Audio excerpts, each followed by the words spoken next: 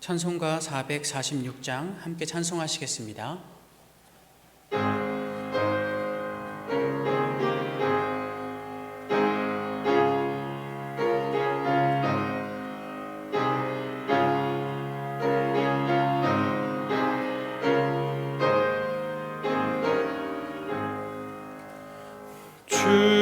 춤성 외에는 참 기쁨 없도다. 날 사랑하신 주 늘 계시옵소서. 기쁘고 기쁘도다. 항상 기쁘도다. 나 주께 왔사오니 복 주옵소서.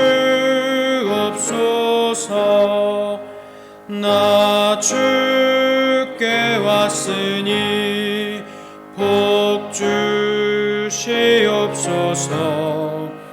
주 함께 계시면 큰 시험이 기네. 기쁘고 기쁘도다. 항상 기쁘도다. 나 주께 왔사오니 복 주옵소서. 주 떠나가시면 내 생명 헛되네. 기쁘나 슬플 때 늘 계시옵소서. 기쁘고 기쁘도다. 항상 기쁘도다. 나 주께 왔사오니 복 주옵소서.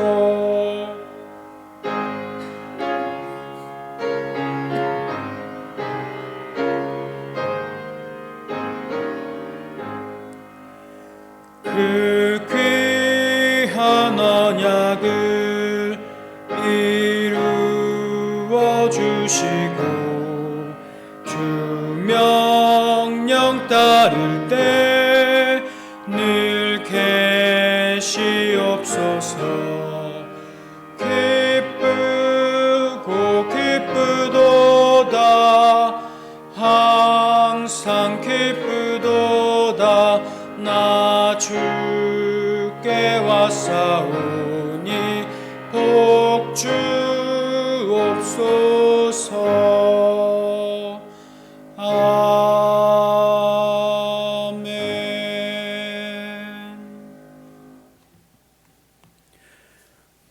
구원의 하나님, 주님께 구원을 얻고 믿음을 가진 그리스도인으로서 이곳에 나왔습니다. 저희들의 영과 진리로 드리는 예배를 기뻐 받아 주옵소서. 찬양 속에서 거룩하신 예수님으로 인한 구원의 기쁨을 고백하게 하여 주시고, 진리의 말씀이 선포되는 때에 우리가 구원에 대해 더욱 확신하며 저희를 항상 살피시는 성령 하나님께 의지하여 마음의 문을 열고 하나님의 높으심과 우리의 낮음을 경험하게 하여 주옵소서. 우리의 부끄러움을 고백하게 하시사 삼위일체 하나님의 크신 사랑으로 우리의 텅 빈 가슴을 채워 주옵소서. 사랑으로 우리를 구원하신 예수님의 이름으로 기원하옵나이다. 아멘. 나는 전능하신 아버지 하나님, 천지의 창조주를 믿습니다.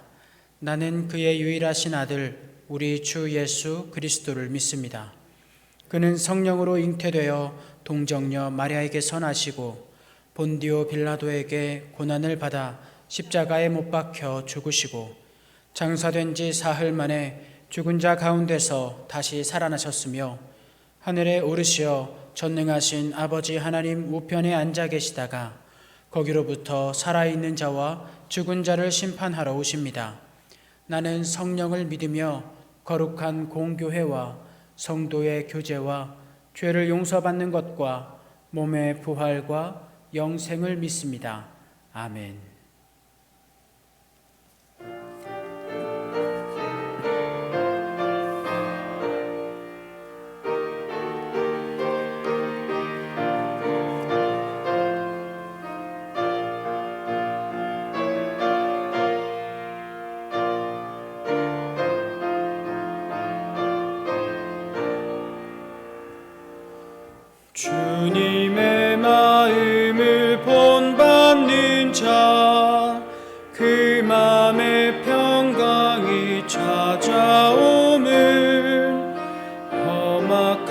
세상을 이길 힘이 하늘로부터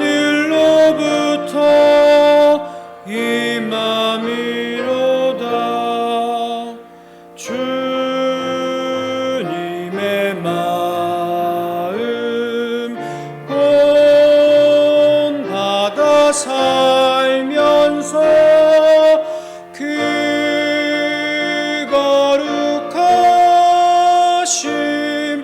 나도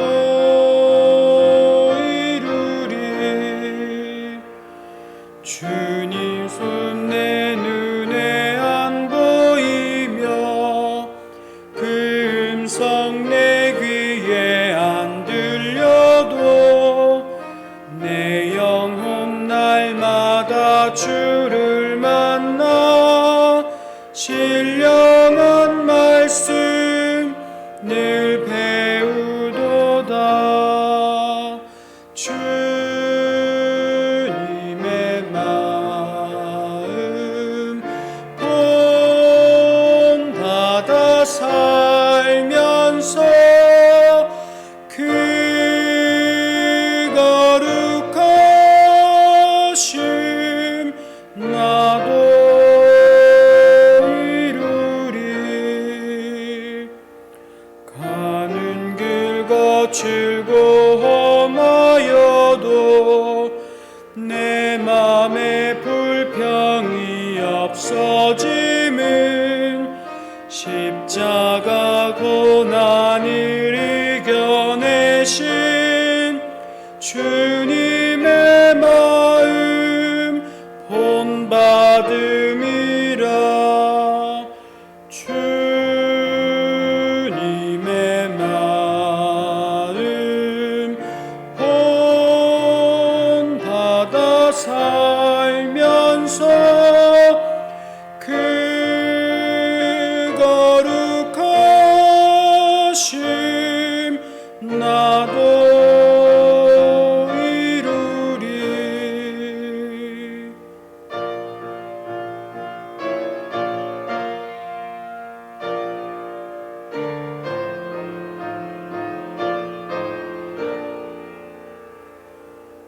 주 예수 세상에 다시 오실 그날엔 무성도 변화하여 주님의 빛나는 그 형상을 다 함께 보며 주 찬양하리.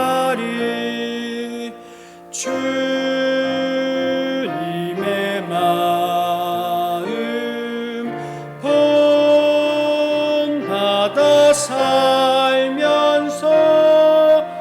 그 거룩하심 나도 이루리. 살아계신 사랑의 하나님 아버지, 저희를 사랑해 주셔서 감사합니다. 오늘 창조주 하나님 앞에 예배할 수 있도록 불러주시고 인도해 주셔서 감사합니다. 영과 진리로 예배하게 하시고 하나님 홀로 영광 받으시옵소서. 아버지 하나님, 예수 그리스도 십자가 보혈로 저희를 구원하여 주시고 하나님 자녀 삼아 주시고 하나님 나라 백성 삼아 주셔서 감사합니다. 저희도 하나님 앞에 아끼는 것 없이 순전히 하나님만 섬기기를 소원합니다. 저희에게 새해를 허락하시고 오늘도 새 날로 이어주시고 새 생명으로 이어주셔서 삶을 영위할 수 있는 은혜 베풀어 주셔서 감사합니다. 잠깐 지나가는 안개 같고 그림자 같은 것이 저희 인생일진데 그 인생의 날들이 북방 얼음산 안에 있는 것 같고 맹렬히 타는 풀무불 속에 있는 것 같고 거친 풍랑 위에 있는 것 같이 여겨질 때에 하나님 이름을 부를 수 있게 허락하심이 감사합니다. 스스로 분쟁하는 나라 같고 스스로 분쟁하는 집 같을 때에 하나님의 긍휼을 베풀어 주셔서 감사합니다. 하나님, 저희가 베풀어 주신 귀한 날을 사는 동안 믿음 없이 혈기로 인내하지 못하고 감사하지 못하고 오히려 하나님 앞에 범죄하고 비루한 인생이 되어 죄 위에 죄를 더하였음을 고백합니다. 불쌍히 여겨주시고 긍휼히 여겨주시옵소서. 저희에게 저희 날 계수함을 가르치사 지혜로운 마음을 얻게 하시옵소서. 성령 하나님, 저희를 조명하여 주시옵소서. 하나님께로 돌이키는 은혜를 간절히 구합니다. 하나님 맡겨주신 삶, 아버지 하나님 기쁘시게 하는 자녀들 되게 하시옵소서. 저희 인생들을 선하신 하나님 섭리 안에 두심을 믿고 감사합니다. 성령 하나님 다스림에 순종하는 인생 되게 하시옵소서. 하나님과 상관 있는 인생 되게 하시옵소서. 이방인처럼 헛된 것을 구하며 애쓰기보다 하나님 나라와 의를 구하며 애쓰는 자 되게 하시옵소서. 저희의 마음과 생각을 기경하셔서 다시 새롭게 시작하게 하는 권세를 주시옵소서. 비루한 인생에 함께 하셔서 자녀가 되고 백성이 되게 하셨으니 이를 새 노래로 찬양하게 하시옵소서. 노년기를 지나는 주의 자녀들 세월 앞에 무너지지 않게 지키시고 기쁨과 평안함으로 채워주시고 강건하게 하시옵소서.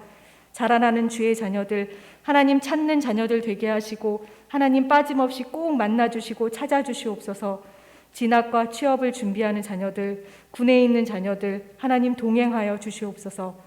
이 땅에서 육신의 연약함으로 고통받는 자녀들, 사회적 연약함으로 고통받는 자녀들 더 큰 은혜와 위로를 맛보게 하시옵소서. 자라나는 자녀들의 믿음이 교회 안에서 진리 위에 굳건히 세워져 가게 하시옵소서. 선교사와 선교지 위에 함께 하시옵소서. 모든 성도들의 건강과 일터를 지켜주시옵소서. 이 시간 하나님 말씀 전하는 이호곤 목사님 위에 함께하여 주시옵소서. 혈색 고운 순전한 믿음으로 주 앞에 서기를 소원하며 이제 곧 오실 예수님 이름으로 간절히 기도합니다. 아멘. 오늘 우리에게 주신 하나님의 말씀은 신약 성경 빌립보서 1장 12절에서 21절까지 말씀입니다.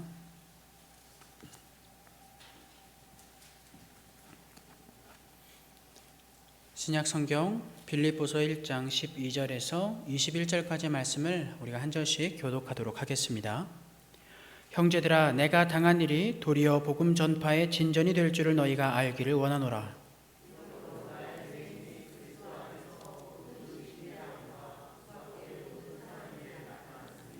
형제 중 다수가 나의 매임으로 말미암아 주 안에서 신뢰함으로 겁없이 하나님의 말씀을 더욱 담대히 전하게 되었느니라.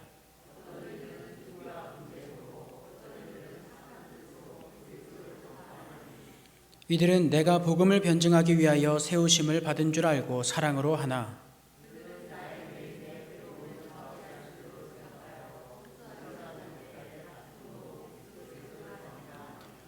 그러면 무엇이냐? 거칠애로 하나 참으로 하나 무슨 방도로 하든지 전파되는 것은 그리스도니 이로써 나는 기뻐하고 또한 기뻐하리라.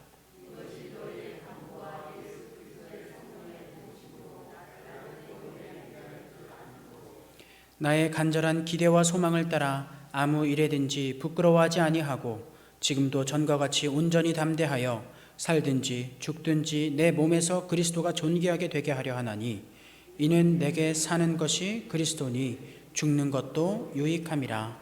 아멘. 하나님께서 함께 하십니다.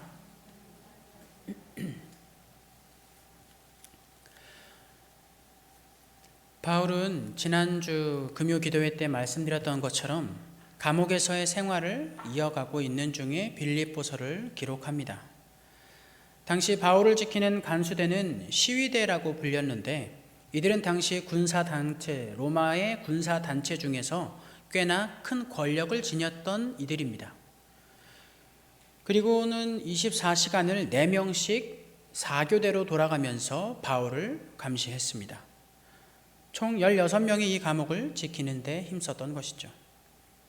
이러한 가운데 바울이 이 서신에서 가장 많이 하는 말, 그거는 기쁘다라는 것입니다. 빌립보서는 4장까지밖에 나와 있지 않지만 그곳에서 총 16번, 17번 정도 되는 기쁘다라는 이 단어들이 나타나 있습니다. 오늘은 고난 중에 있었던 이 바울이 기뻐할 수 있는 근본적인 이유에 대해서 나타내고 있습니다.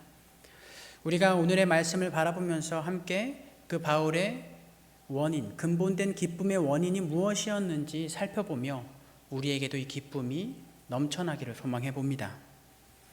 12절에서 바울은 내가 당한 일이라고 하면서 곧 이 로마에 갇힌 상황이 오히려 복음 전파에 도움이 된다고 말합니다. 이 12절의 말씀을 이해하는 데는 디모데후서 2장 9절 말씀이 도움이 됩니다. 디모데후서 2장 9절 말씀을 제가 봉독하겠습니다. 복음으로 말미암아 내가 죄인과 같이 매이는 데까지 고난을 받았으나, 이것이 바로 감옥에 갇혔다는 의미이죠. 계속해서 하나님의 말씀은 매이지 아니하니라. 이것이 얼마나 놀라운 고백인지 이 말씀을 연구하면서 계속해서 알게 됩니다. 그가 오히려 갇힘 속에서, 구금되는 그 가운데에서 기뻐할 수 있었던 것은 그를 속박할 수 있을지언정, 세상이 그를 속박할 수는 있을지언정 복음은 속박할 수 없었기 때문이다 라고 고백하고 있기 때문입니다. 복음은 세상이 결박하여 묶어놓을 수 없는 것이며, 그러므로 바울은 그 가운데에서 로마의 가장 강한 권력을 가진 단체 중 하나인 시위대에 소속된 간수들에게 복음을 전할 수 있었던 겁니다. 이러한 일들이 있었기 때문에 몇몇 신학자이자 역사학자였던 사람들은 로마의 고위층이 그리스도를 믿음으로 받아들일 수 있었던 이유는 바로 이 시간 때문이었다라고 주장하기도 합니다. 13절엔 바로 이 말씀에 대해서 나타나고 있습니다. 이러므로 나의 매임이 그리스도 안에서 모든 시위대 안과 그 밖의 모든 사람에게 나타났으니, 바울은 또한 자신을 감시하는 시위대뿐만 아니라 그 밖에 있는 사람들에게도 자신의 매임을 통한 유익한 일들이 일어났다고 말합니다. 14절입니다. 형제 중 다수가 나의 매임으로 말미암아 주 안에서 신뢰함으로 겁없이 하나님의 말씀을 더욱 담대히 전하게 되었느니라. 여기서 나타나는 형제라는 말은 현재 로마 가운데 있는 성도들을 이야기하고 있습니다. 여기에는 이방인이면서 예수를 믿었던 그리스도인들, 그리고 유대인이지만 예수님을 믿음으로 받아들여서 기독교인이 되었던 사람들을 포함시킵니다. 그리고 여기서 다수라고 하는 단어가 나오는데, 여기에서 원어는 투스 플레이오나스라는 원어를 사용하고 있습니다. 이것은 무엇이냐면 헬라어에서 자주 사용되는 용법인데 주로 최상급을 나타낼 때 표현을 합니다.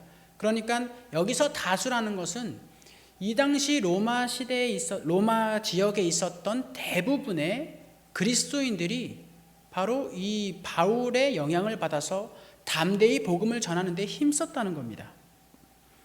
그러면서 이 그리스도인들은 바울의 투옥이 예수님과 깊은 연관이 있다고 여기면서 자신에게 닥쳐지고 있는 핍박과 고난들을 역시 우리가 이것을 견디는 것이, 이것을 뚫고 복음을 전하는 것이 그리스도와 깊은 연관이 있을 것이다 라고 이야기하고 생각하며 담대히 복음을 전하게 되었다는 것입니다. 실제로 바울의 매임을 통해서뿐만 아니라 이 시대는 다른 그리스도인들이 적대자들로부터 더욱 심한 핍박과 고난을 받았던 시기입니다.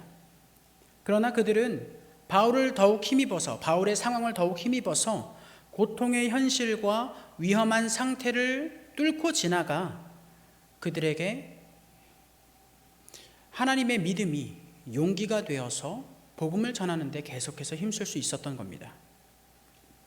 이어서 15절로 17절에는 이 가운데에서 복음을 전파하는 두 부류의 단체가 등장했음을 알려주고 있습니다. 어떤 이들은 투기와 분쟁으로, 어떤 이들은 착한 뜻으로 그리스도를 전파하나니 이들은 내가 복음을 변증하기 위하여 세우심을 받은 줄 알고 사랑으로 하나 그들은 나의 매임에 괴로움을 더하게 할 줄로 생각하여 순수하지 못하게 다툼으로 그리스도를 전파하느니라. 먼저 투기와 분쟁으로 인하여 그리스도를 전파하는 자들이 있습니다.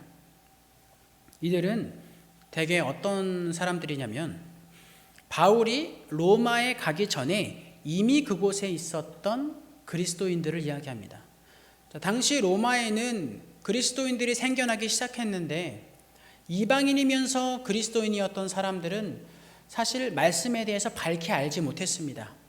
그래서 대부분 로마의 그리스도인들을 이끌었던 사람들은 누구냐면 유대인이면서 그리스도인이 되었던 사람들입니다.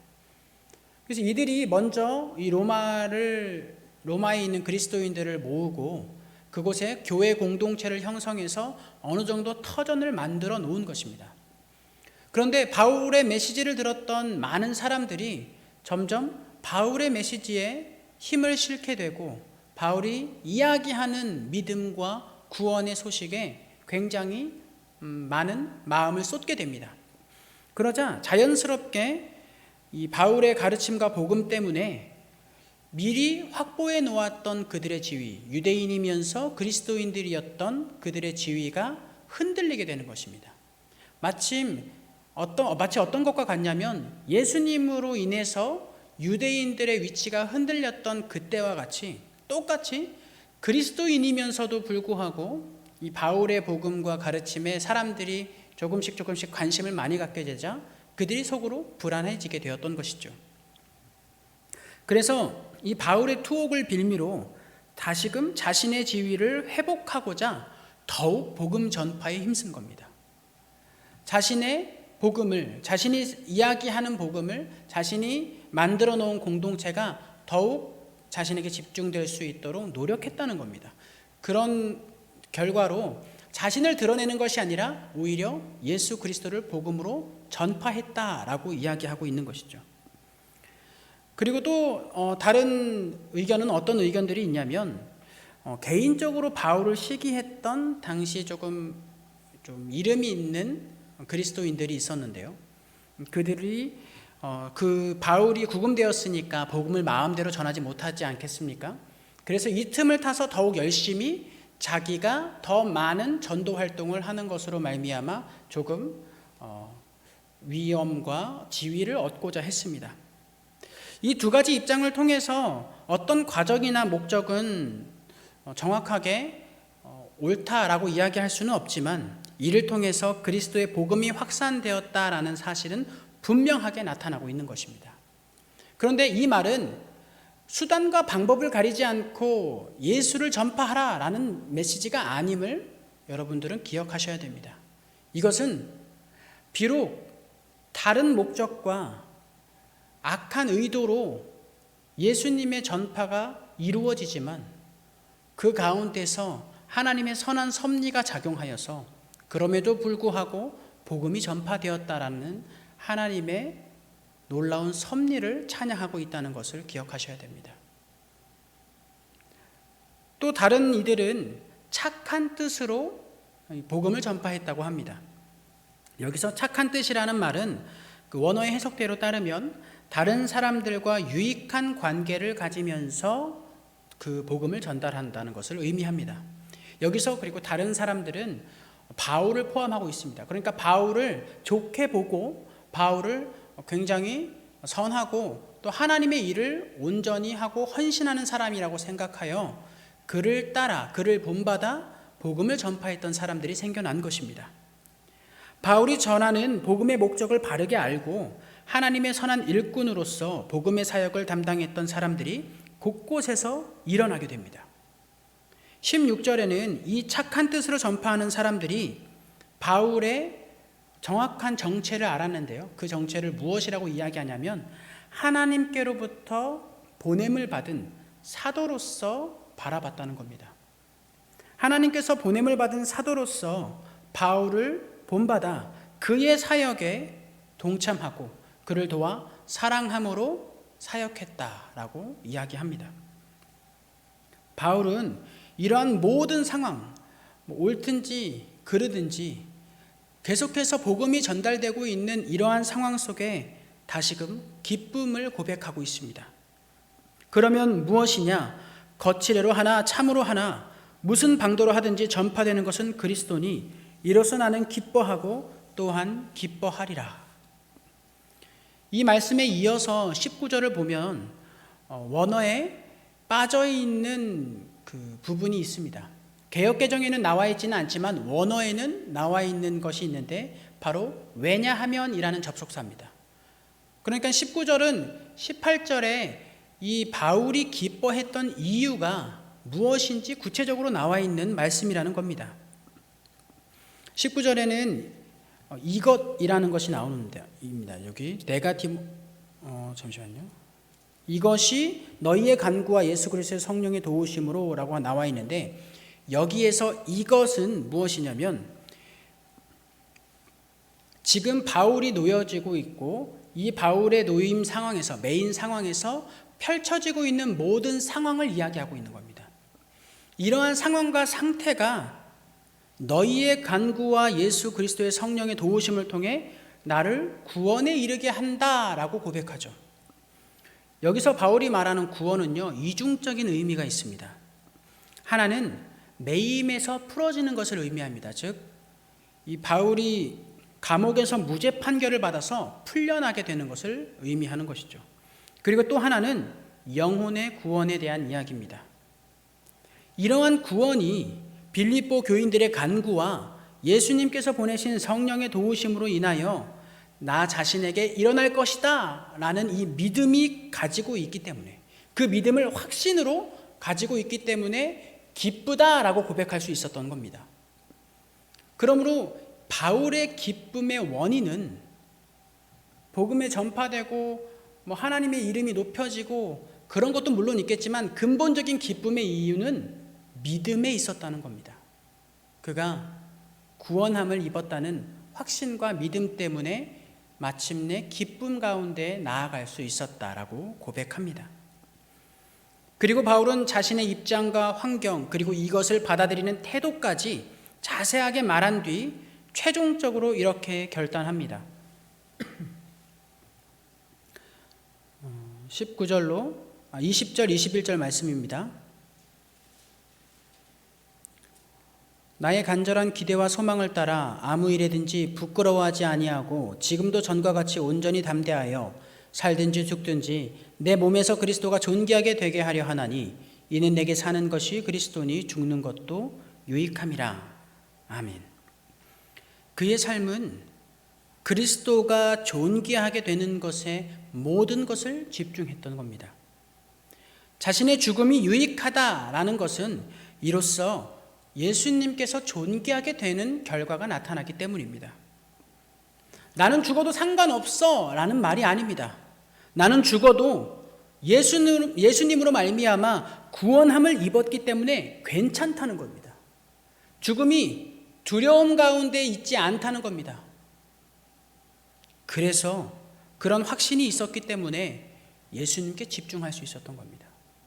사실 바울이 대단한 것은요, 모든 것을 무릅쓰고 자기의 삶을 내던져서가 아니라 그 자신의 삶을 내던질 수 있을 만큼 예수님을 믿었기 때문입니다. 그게 대단한 것이죠. 그의 행동이 아니라 그의 믿음이, 그의 믿음을 허락하시고 이끌어 가신 하나님이 높임을 받아야 되는 것입니다. 그는 그리고서 빌립보서 2장 17절에는 이렇게도 고백합니다.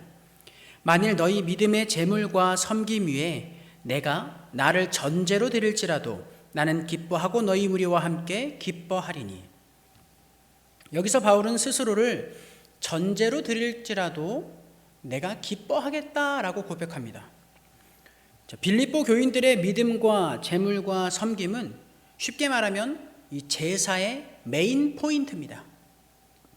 빌립보 교인들이 제사를 드리는 사람이 되며 재물과 섬김이 어떤 주된 도구가 되는 것이죠. 반면 전제라는 것은 그 제사 속에서 분명 필요하기는 하지만 그렇게 존재가 두드러지게 나타나는 것은 아닙니다. 아주 부수적인 요소일 뿐이고 굉장히 조금 금방 아무것도 티도 안 나고 사라지는, 아무것도 남지 않는 것이 바로 전제입니다. 그러나 바울은 자신이 그런 전제가 될지라도 기쁘다고 고백합니다. 이 전제가 혹시 무엇인지 아십니까? 전제는 제사의 방법 중에 하나입니다. 우리가 보통은 이제 일반적으로 수요일마다 레위기를 공부하고 있지 않습니까? 이 레위기에서는 제사의 목적에 따라서 5가지의 제사가 있습니다. 번제, 소제, 화목제, 속죄제, 속건제. 제사의 목적에 따라서 따른 분류입니다. 그런데 이 제사를 드리는 방법에는 총 4가지가 있습니다. 불로 태우는 화제, 그리고 높이 드는 거제, 그리고 좌우로 흔드는 요제, 그리고 포도주와 기름을 붓는 전제가 나타납니다. 그리고 이 전제라는 방법은요, 대부분의 제사에서 쓰입니다. 보통 제사를 드릴 때 우리가 제물들을 다 각을 떠가지고 불에 태우지 않습니까? 근데 그 불 위에 올려놓으면은 그 불이 화르륵 잘 타가지고 모든 제물들이 한꺼번에 없어지면 좋겠는데 아쉽게도 그러지 않습니다. 이 제물들이 가지고 있는 내장이나 살점에 아주 물기가 축축하게 배어 있습니다. 그 피가 있기 때문이고 각종 기름과 수분이 있기 때문입니다. 그래서 이것들이 제단에서 태워질 때 3분의 1 정도가 타면요, 점점 그 제단의 불씨가 줄어들게 됩니다. 그리고 한 반 정도 태우면요, 작은 불씨밖에 남지 않습니다. 그래서 이것이 온전히 다 타게끔 될 때까지 이것을 계속 이 화력을 유지하기 위해서 그때 전제를 드리는 겁니다. 기름을 붓고 알코올성이 있는 이 포도주를 부어서 다시금 꺼져가는 불씨에 힘을 실어 모든 제물이 완전히 다 탈 수 있도록, 제사가 끝까지 드려질 수 있도록 하는 것이 바로 전제입니다. 즉 전제라는 것은 꺼져가는 불을 다시 살려서 제사의 제물이 완전히 다 타도록 돕기 위해 사용되는 방법이라고 볼 수가 있겠습니다. 그렇다면 이러한 전제에 대한 개념을 가지고 다시 빌립보서 2장 17절과 1장 21절을 볼까요? 빌립보서 2장 17절 먼저 보겠습니다. 만일 너희 믿음의 제물과 섬김 위에 내가 나를 전제로 드릴지라도 나는 기뻐하고 너희 무리와 함께 기뻐하리니. 빌립보서 1장 21절로 22절입니다. 21절 말씀입니다. 이는 내게 사는 것이 그리스도니 죽는 것도 유익함이라.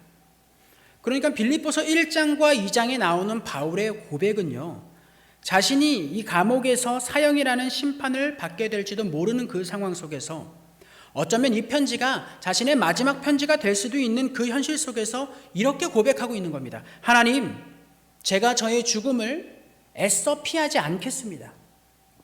하나님, 저의 삶을 마지막까지 제가 전제로 드리겠습니다.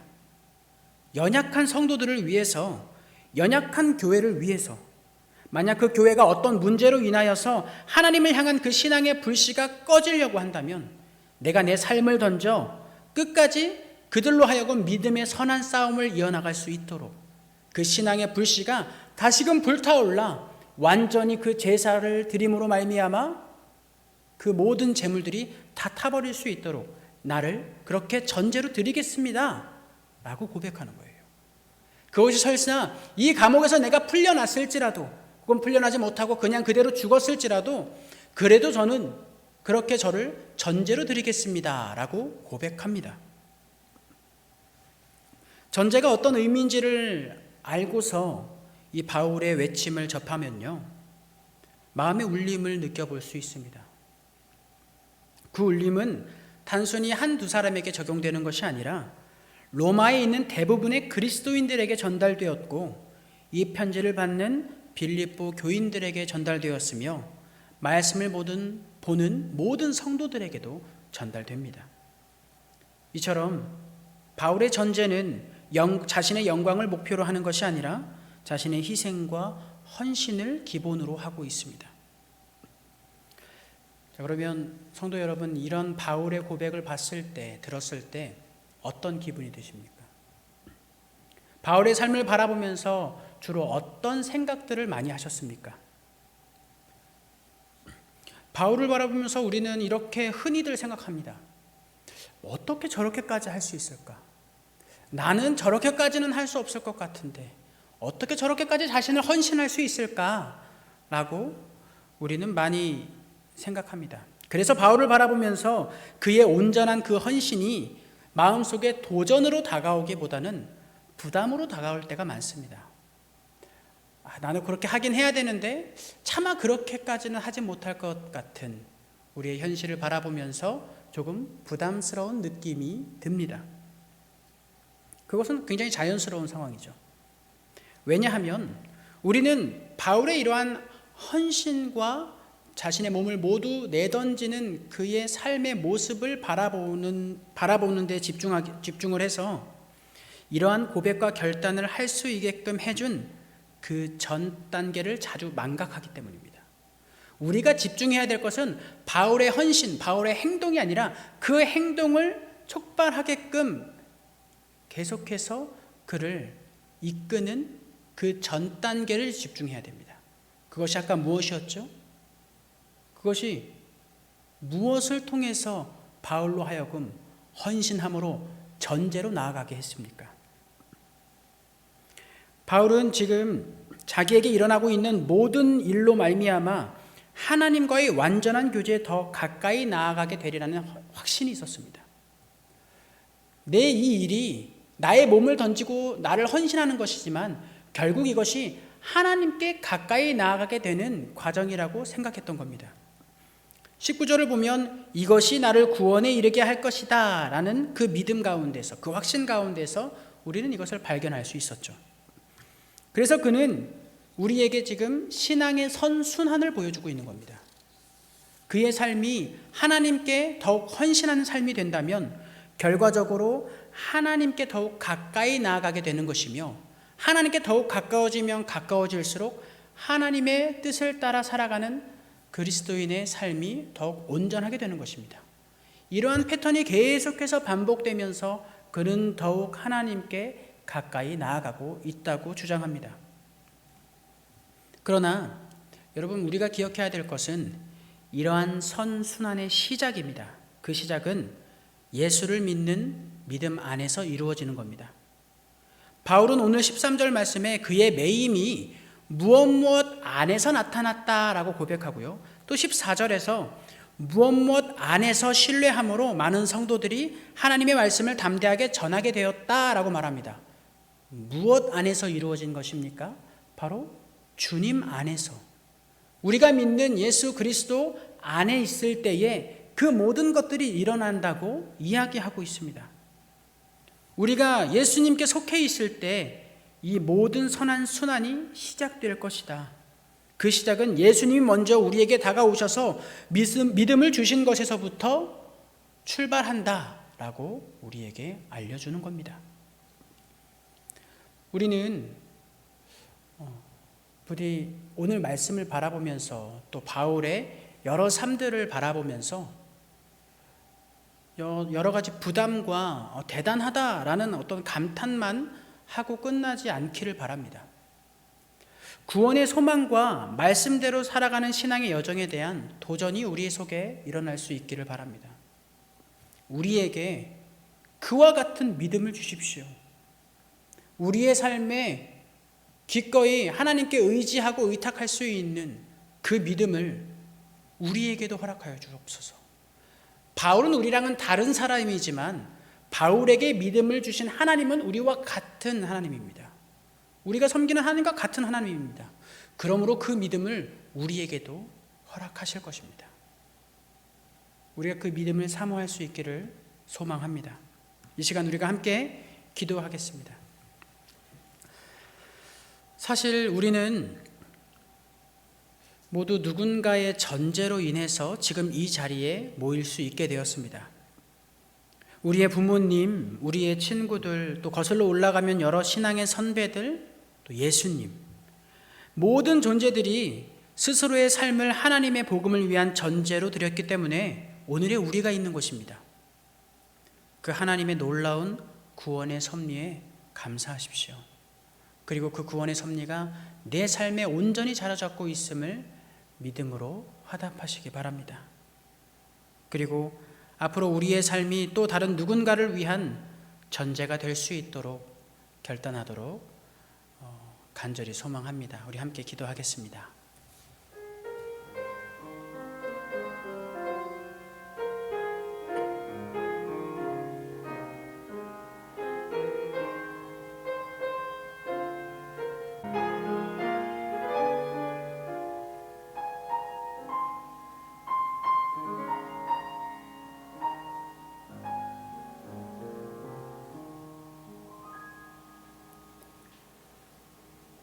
내게 귀를 기울여 속히 건지시고 내게 견고한 바위와 구원하는 산성이 되소서. 주는 나의 반석과 산성이시니 그러므로 주의 이름을 생각하셔서 나를 인도하시고 지도하소서. 아멘.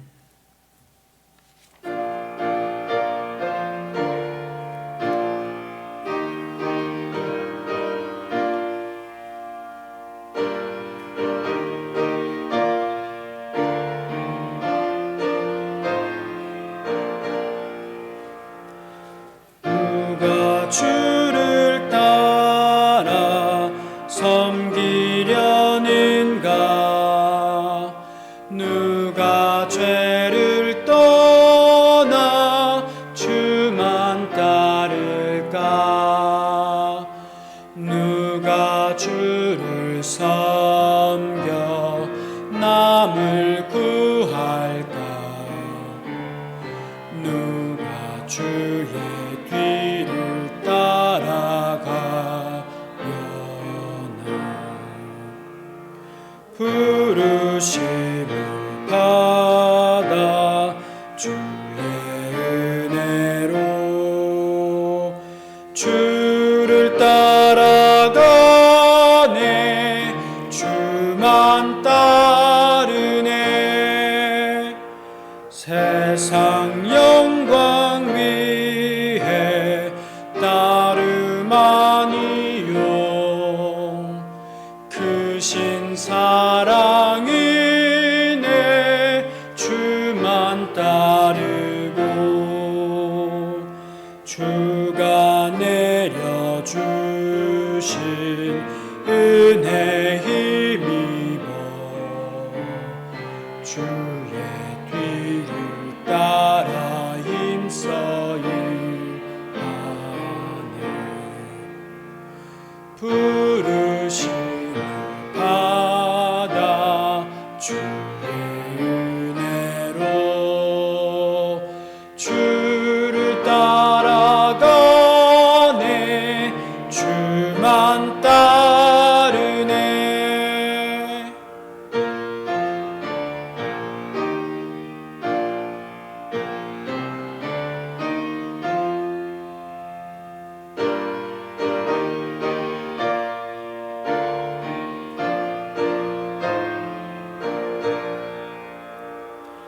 환난 핍박 많고 원수가 많아 주의 용사 더욱 힘이 강하니 누가 능히 이겨 넘어뜨리랴. 변함없는 진리 승리하리라. 기쁜 찬송하며 주의 은혜로 주를 따라가네. 주만 따르네. 우리 이 시간 함께 기도하실 때에 오늘 말씀을 뒤돌아보면서 함께 기도하시길 바랍니다. 또 우리 주변의 환우들과 교회 예배를 위해서 함께 기도하신 후에 개인적으로 기도하시고 돌아가시기 바랍니다.